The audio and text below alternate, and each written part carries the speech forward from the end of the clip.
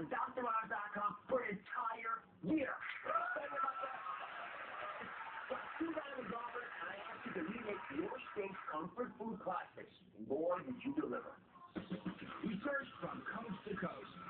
Hi, Dr. Oz. I'm Rebekah. I'm Stephanie. I'm coming to you today from the Palmetto State. Beautiful Connecticut. California. We challenged home cooks to turn their fattening hometown favorites into healthy creations.